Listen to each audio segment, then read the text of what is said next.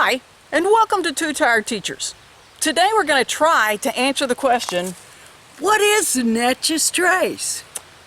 And the simple answer for today is that it is 444 miles from Natchez, Mississippi to Nashville, Tennessee, and that roadway, the entire thing, is a national park. park. It's a parkway. It's a drive. And so there are things, that's what it is today, and we're going to explain a little bit more about that. But what it was, was a well-worn path. It started as a series of just trails, of Indian trails, scouting trails, things like that, that ultimately became connected whenever merchants as far north as Ohio, etc., started just floating down the Mississippi. Floating their goods, their grains. They would get to Natchez or to New Orleans, and they sold everything, so they had no way to return. Because that was before the steam engine. And so they couldn't paddle against the current of the Mississippi. So they needed a route to go home, and that's how these trails really became connected and made the Natchez Trace.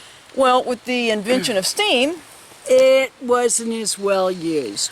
And it was actually going into disrepair and being lost, this huge section of history. And so various groups decided to try and preserve, and ultimately they did get the Natchez Trace. And at parts, it is just 80 feet wide. But what has been amazing, and our journey is going to take us the entire 444 miles.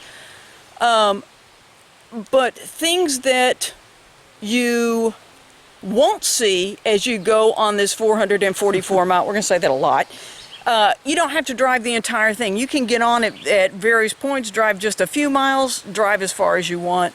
There are campgrounds on it. You don't have to stay in those. You can stay in hotels off the trace. They're free campgrounds. But it is a scenic parkway. There are no 18-wheel trucks. There are no billboards. The only thing that can be towed are recreational type vehicles. So boats or kayaks. Actually, I haven't seen many boats, but kayaks and recreational RVs, etc. And the speed limit. Yes.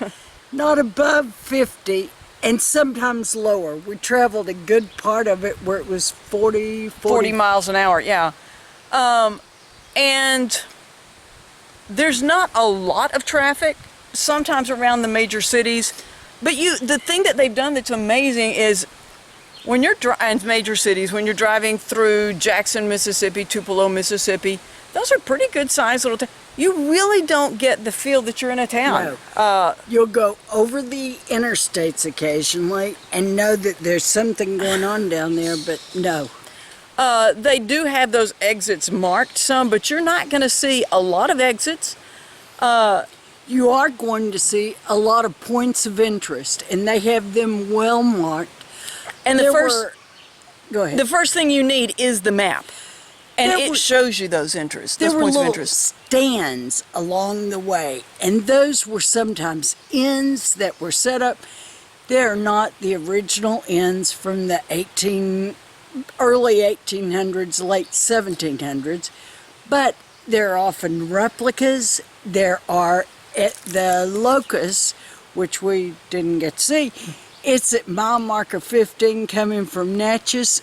There is an actual stand there, a little house. And what you're going to see is a lot of nature. You're going to see a lot of history. If you pull off and you look at these sections of these points of interest, you can, like we said, drive as little as you want or as much as you want. And there are sections where you can get out and actually walk on the original trace.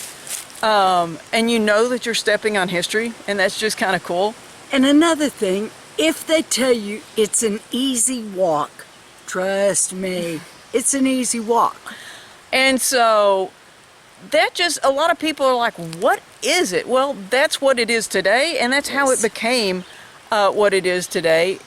It's a lot of history, and it is absolutely gorgeous. We are here the very end, well, middle and end of, we kind of bypassed part of it, but not bypassed, we interrupted our trip and we're finishing it. But it is absolutely gorgeous. And just to get off the interstate and hear this. There are birds, there's a river right in front of us, there are butterflies flying around us. It's a much different pace to travel. And so, if you have other things that we're going to do a series of videos about the Natchez Trace, and let us just briefly say that. We're going to do a video for each of the 3 campgrounds that are on the Trace. They're all free. About the Natchez Visitor Center, you can RV park there for free. And we're going to have explanations about all of these on those separate videos. And then we're going to do kind of an overview of the stops that we've made on the Trace. And we've missed a few that we really wanted to make. But just to give you an idea of the types of history and things that are on there, but we decided to break it up into little videos so you could watch the part that interests you. Thanks for watching Two Tired Teachers on the Natchez Trace.